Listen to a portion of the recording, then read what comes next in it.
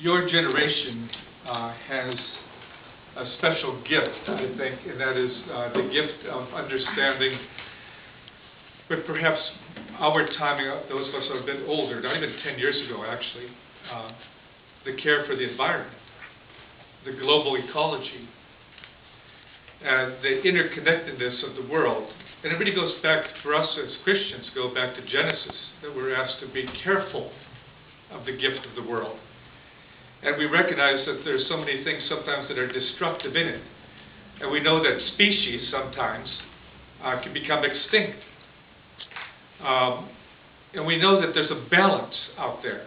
There seems to be a balance out there. If you're living here in Pennsylvania, one of the interesting things, you have to be very careful, especially if you're driving in that direction, any direction around here, at night.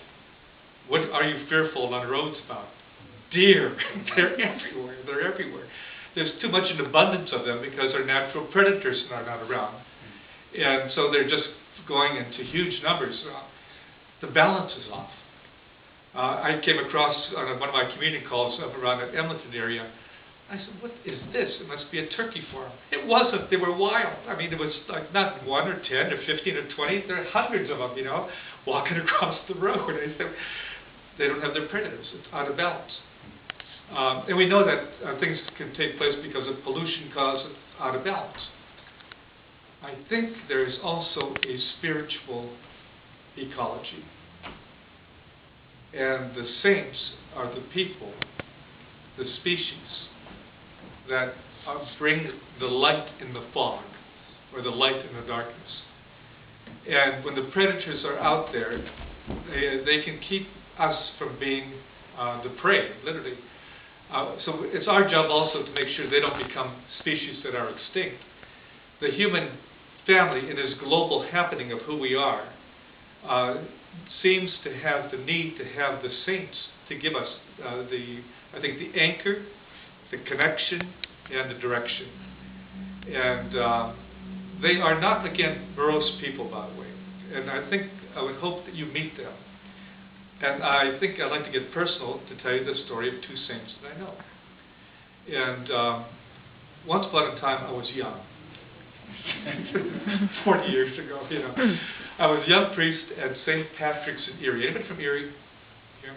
Oh, Erie. Okay, St. Pat's in Erie is down by toward the dock by Hamlet Medical Center. And the rectory is was a pro-cathedral, so it was one of these huge 3-story places, grand, absolutely opulent and grand.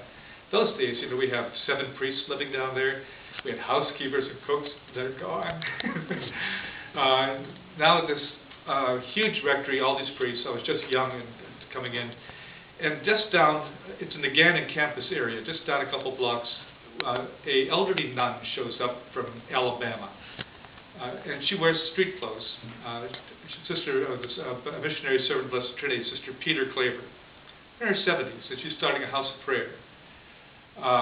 Sister Peter liked men.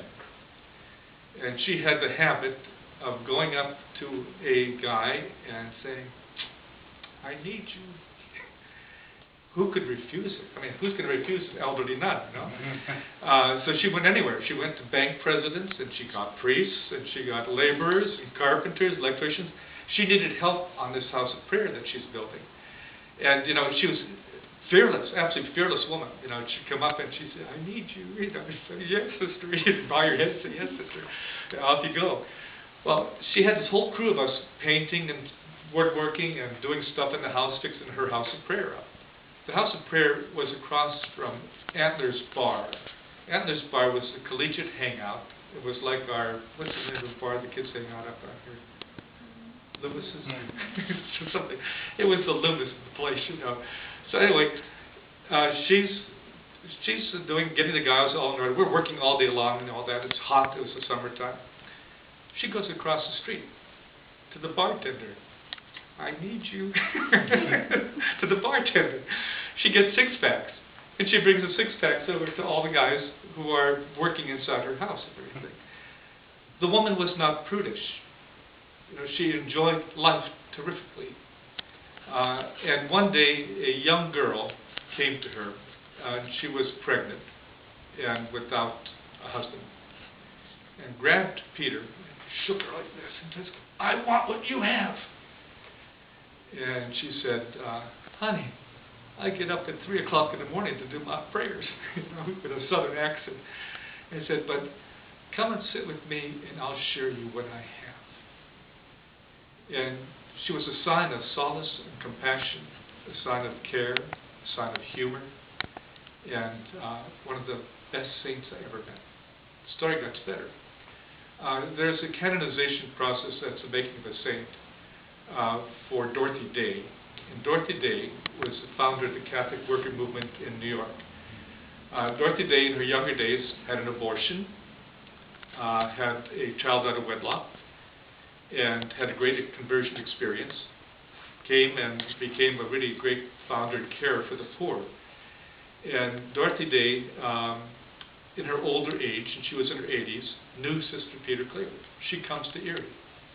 The two old girls come down to, women, come down to the rectory, and they say, "Hey, Father Jan, Dorothy's in town, and she's hungry, and we're hungry, and we haven't had any protein." I said, "Okay, Father wants some protein," one of those things, So she comes in, and I go to the pastor, and I said, "This place is off.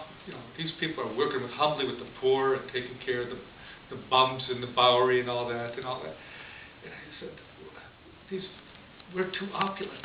We look too good. Bring down the old furniture or put some dust on the floor. Humble us up a bit." And he said, "Well, it's an old Irish guy who's wonderful, Father Tom." And Father Tom said, "No, we'll just be ourselves." And so the ladies come in, and Marge the cook made a meal and it was one of those great hall dining rooms, with crystal chandeliers and crystal from Ireland all everywhere. And she makes this great dinner, porterhouse steaks like that, stuff that the table was groaning with the food. I said, "Oh, we're in for it." And so the two ladies come in, and they gently sit down. We all say our prayers together.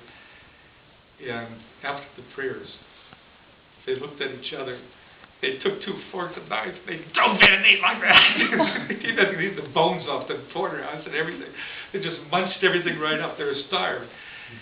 And at the end of the meal, they got up and they took the pastor and myself by the hand, both Dorothy and Sister Peter. And Dorothy Day said, "Such beauty and such wonderful abundance. Please make sure many can enjoy it. No damning, no dooming, no soapbox stuff. The beauty that has been given to you, make sure many can enjoy." That's a saint. That's a saint. That's the light in the fog. That's the light in the fog.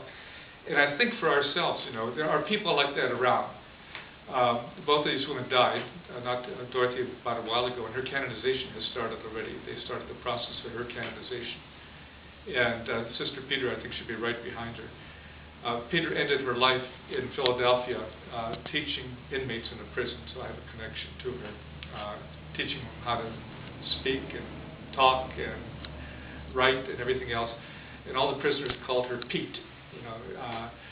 She died again just not too long ago, in her 90s. She never stopped working or loving. And I think these, again, are the connection people for us that give us, in our own lives, the strength to do the gospel.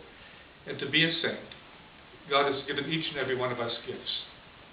And as Dorothy and Peter would say, make sure many people enjoy the gifts God has given to you.